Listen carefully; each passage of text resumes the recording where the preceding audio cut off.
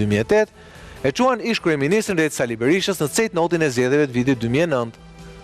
Që Rama të fitonte zgjedhjen në vitin 2013, ju desh jo vetëm të hante ngjalat e Monikës, por dhe të përtypte mbrapsht çfarë kishte thënë dhe bërë ndaj Ilir Metës në janar të vitit 2011.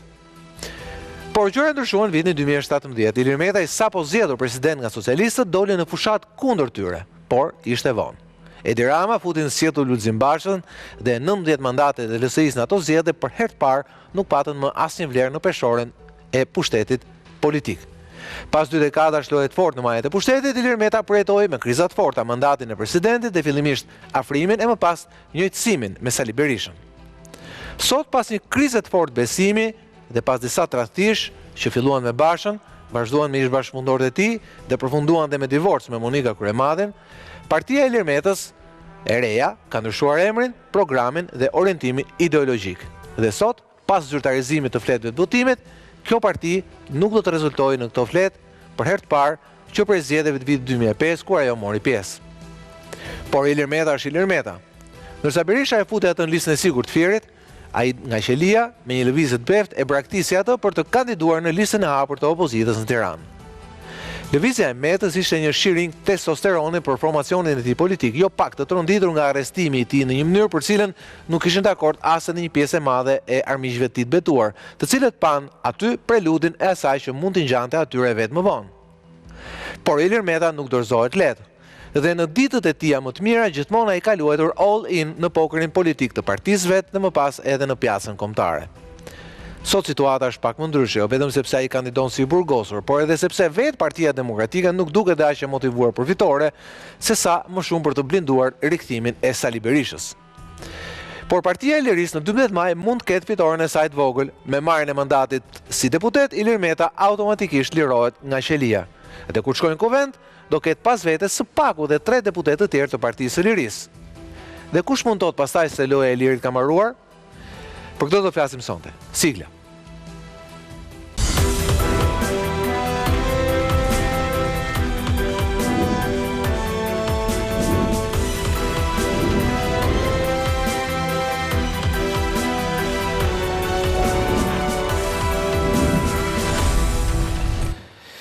Mirëmbrëma dhe mirë se vini në Ristore. Me mua në program është kolega, po ish kolegu im gazetar, tashmë dhe drejtuesi kryesor i Partisë Lirisë, sekretari i përgjithshëm i saj Teti Blushi. Mirëmbrëma Teti, faleminderit që më sot kënaqësi.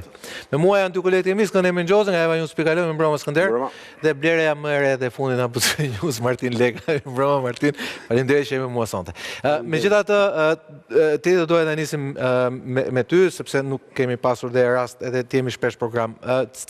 Sigurisht Partia e Lirisë pëson një tronditje me arrestimin e Ilir Metës e mënyrën se si ai u arrestua, padyshim dhe është normale, çdo kush shikojmë praktikisht çka ka ndodhur me Partinë Socialiste pas arrestimit të Ilir Velis, që akoma tronditet aty, efektet sekondare vazhdojnë. Megjithatë, le të themi lëvizja e Ilir Metës nga burgu në një pozitë shumë të vështirë për të, padyshim, dalja nga lista e sigurt e Fierit, ku me siguri temi e kishte pothuajse të sigurt fitoren edhe lehtësisht pa lëvizur asgjë, po dalja e tij befas për mua ishte surprizuese në sensin e asaj që në ato pozitë shumë vështira i prap preferoi dilte dhe të kandidonte në listën e hapur të Tiranës. Kjo sigurisht që diçka rregullon edhe në motivimin e partisë apo, se sigurisht është pothuajse e pamundur drejtoresh i parti politike në ato kushte që është Meta sot. Në fakt, këmi për t'i pamundësuar presidentit Partisë së Lirisë drejtimi normal të partisë cilën ai drejton, dhe këtu kam parasysh edhe rastin më të fundit kur edhe 2 deputetët aktual të Partisë së Lirisë nuk lejohen në kundërshtim me ligjin dhe me kushtetuton të zhvillojnë takime me presidentin Meta, i cili është në kushtet e një izolimi ekstrem, mund të themi jam i vetmi zyrtar i Partisë Socialiste i Partisë së Lirisë që e kam takuar zotin një pyetje se e kam parë dhe bashkë me avokatët që kanë qenë jashtë. Pra në raste të tilla, për shembull ti kërkon leje kur e takon? Dhe ty t'jepet dhe ata e kërkojnë dhe atyre nuk u jepet? Si ndodh? Si që ta kuptojmë si është temi nga pamja e teknikalitetit. Në fakt, deputetët në bazë të ligjit kanë të drejtë që pa marrë leje pa kërkuar një autorizim nga prokurori të takohen apo të hyjnë qoftë edhe në ambientet e vuajtjes së dënimit.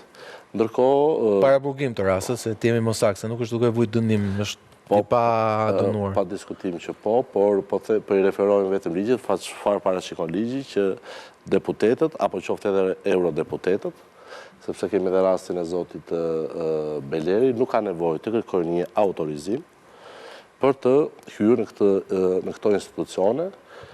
Këtë e kundërta ka ndodhur si në rastin e deputetëve të Partisë së Lirisë, ashtu edhe në rastin e deputetit edhe kryetarit të Partisë Bashkimi për Drejtat e Njeriut, apo qoftë edhe eurodeputetit Beleri. Besoj keni parë edhe ping-pongun mes Pakut dhe Ministrisë së Drejtësisë, pres cilës varen edhe institucionet e... Se më habit fakti që ju lejoheni, pra ti thua që e këta kur? Por, dua të theksoj që jam i vetmi zyrtar për fat të keq, dhe ky ka qenë në fakt pikërisht edhe arsyeja pse zoti Meta është izoluar në ekstrem, pra për t'i pamundsuar komunikimin e tij normal, jo vetëm me drejtuesit e Partisë së Lirisë, por edhe për të komunikuar në mënyrë normale me të gjithë anëtarët apo simpatizantët e tij. Sa i përket çështjes së kandidimit, kushdo që e njeh zotin Meta, kushdo që e ka ndjekur me vëmendje aktivitetin apo veprimtarinë e tij politike, besoj nuk ka mbetur i surprizuar nga ky vendim, për cilën edhe vetë zoti Meta i ka shprehur edhe nëpërmjet një reagimi publik nëpërmjet rrjeteve të tij sociale. Pra, ai së pari e ka sqaruar, ky vendim lidhet me dy arsye. Së pari për arsye parimore, sepse zoti Meta dhe Lëvizja Socialiste për Integrim dikur, apo qoftë edhe Partia e Lirisë sot, gjithmonë kanë ngulur dhe kanë qenë partizanët e listave të hapura. Mos harrojmë që zoti Meta në vitin 2008 ka hyrë në grevurie për të kundërshtuar pikërisht ato ndryshime kushtetuese që mbyllën listat. Dhe arsyeja tjetër ishte sepse zoti Meta ka dhënë shembullin e vet personal që edhe pse në kushte ekstreme izolimi, ai ka vendosur të kandidojë në listë hapur për të dhënë një shembull në vlerësimin e tij dhe për të sfiduar të gjithë klasën politike, duke hyrë në listën e hapur, pra duke garuar në listën e hapur, edhe pse e theksoj në një kushte as pak normale izolimi, kur, siç e theksova dhe pa rënë përsëritje, ai e ka të pamundur qoftë edhe të komunikojë normalisht me njerëz të tjerë. Kur thoni gjithë klasën politike, sigurisht të gjithë klasën politike. Gjithë ata që ndryshon kushtetutën 2008 apo? Të gjithë klasën politike. Dhe mua në fakt lëvizja pa përjashtim, përse dhe mua mesazhi që jepte Meta ky ishte, pra nuk ishte mesazh vetëm por ishte mesazh për të gjithë ata, përfshirë dhe partnerin e tij kryesor politik, pra kuptoj që nuk e dua fare këtë. Pa përjashtim, sepse theksova ka qenë i pari që ka luftuar, ka bërë grevurie për çështjen e listave të hapura, dhe sigurisht edhe për arsyen pra që e theksova, që të mos përsërisim gjithmonë të njëjtat argumenta, për të sfiduar të gjithë klasën politike që edhe pse në kushte ekstrem izolimi, unë do të garoj në këto zgjedhje, edhe pse në kushte as pak të barabarta, sepse në fakt ky ka qenë edhe qëllimi dhe arsyeja pse ai prej më shumë se tani bëhet muaji i 5 që ndodhet në këtë izolim ekstrem, pavarësisht kësaj gjendje të tij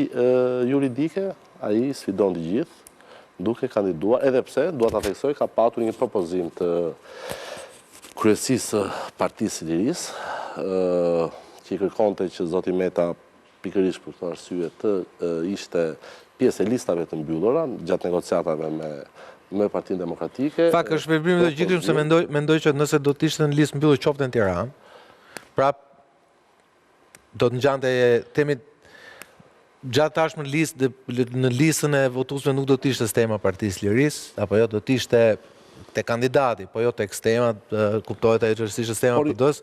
Besoj që e çmpim pak, e çliron pak elektoratin e LSI-s, i cili rrezikon apo jo asimilimin në këto kushte. Nga të dyja krahët, qoftë nga e majta që e thret, qoftë rrezikon tash. Qoftë nga PD-ja që ka nevojë për më shumë vota se kur. Absolutisht nuk është e vërtetë. Ky është argument që për të paktën 2 dekadash është përdorur referuar këtyre dhe sondazheve të Po kanë tentuar t'ja marrin, e kanë mbajtur, po që kanë tentuar t'ja marrin, kanë tentuar t'ja marrin. Është e pamundur për sa kohë kjo forcë politike referuar fillesave pra 2 dekada më parë në 2005. 2005, fiks. Për të mbërritur tek një forcë politike e cila në çdo sondazh të paguar kuotohej tek 1 apo te 2%, por një forcë e cila shkoi deri tek rezultat deri ndryshe tek 19 mandatet dhe unë e them me bindje të plot, nuk është propagandë, nuk është eufori, është një fakt real që Partia e Lirisë, edhe pse në kushte shumë të vështira, pra ka qenë forca e cila ka qenë në një agresion të jashtëzakonshëm nga narkoshteti, presidenti i cilës u rrëmbye në mënyrë kriminale, drejtuesi i cilës është sot në izolim ekstrem, megjithatë kjo forcë ka ditur të gjejë forcën, të organizohet në mënyrë të hekurt dhe jam i bindur që në 12 maj Partia e Lirisë do të ketë grupin e saj parlamentar prej 12 deputetësh, përfshi këtu pra 4 deputet në listë mbyllur dhe 8 deputet të cilët jam i bindur që do të fitojnë në listat e hapura dhe objektivi ynë do të jetë për t'i dhuruar një fitore madhështore, siç e meritove, siç e ka emrin. Nuk është për t'i qeshur as pak, do të jetë një fitore. Do të jetë një fitore e cila nuk ka për të surprizuar, besoj këtu në panel, fitore? Por një fitore... Do t'ishës befasuese do ishte? Një fitore... Jo se unë e kam deklaru tedi që nuk besoj më ke sondazhet me thënë vërtetën, kështu që... Ato sondazhe... Po unë e kam nga sondazhet, nuk e kam nga sondazhet këtë skepticizmin tim. Sondazhe do të digjen te Landfili i Sharës në 11 maj, bashkë me votën... Jo, po t'ju besosh shumë e të s'kan as ku digjen. S'ka as ku digjen. Megjithatë se dëgjum një deklaratë që sikur zoti Meta ka deklaruar që do fitoni 20 mandate në Tiranë. Aleanca, për shembull. Aleanca, jo vetëm Partia e Lirisë. Edhe fal kontributit të Partisë së Lirisë, mos harrojmë se jemi forca e dytë opozitare në vend, prej 2 dekadash, forca e tretë politike në vend, dhe rezultati i Partisë së Lirisë, sidomos në qarkun e Tiranës, ku në kryet ekipit fitues është presidenti i Partisë së Lirisë, do të arrijë një rezultat spektakolar. 20 mandate së sigurta në Tiranë, Aleanca për Shqipërinë madhështore. Okej, Skënder, sigurisht që deklarata e Metës për 20 mandate të opozitës Tiranë është më realiste se deklarata që patën dikur për 40 mandate në Tiranë. Gjithsesi, duhet të në vlerë politike, 4 mandatet që fitoi LSI-ja në 2009 ishën pothuajse sa 40 mandate, pasi e para mbajtën Berishën në pushtet dhe e dyta LSI-ja atëherë mori realisht 40% pushtetit. Pra le të themi, deklaratat e Metës mund të kenë 4 mandate të harta.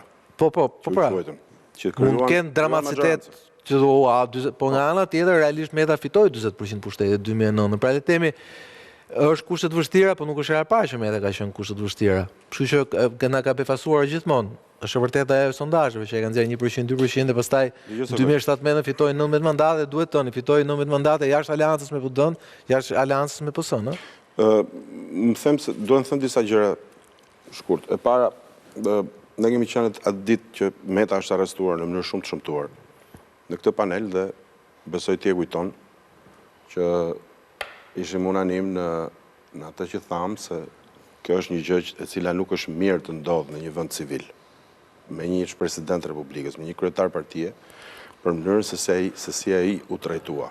E thënë kjo, Meta i gjen veten në këtë moment në një nga ato zgripet e historisë, prej nga ai ka dalë gjithmonë pothuajse fitimtar. Ka qenë gjithmonë në anën e atij që fiton. Po më krijohet një lloj simetrie mes 2017 dhe 2025 së Sokol, për sa i përket sfidës që ai ka bërë për të futur në listë hapur. Sfida e Metës listë hapur, sipas meje, duhet lexuar si natyrisht si një sfidë një politikanit vjetër.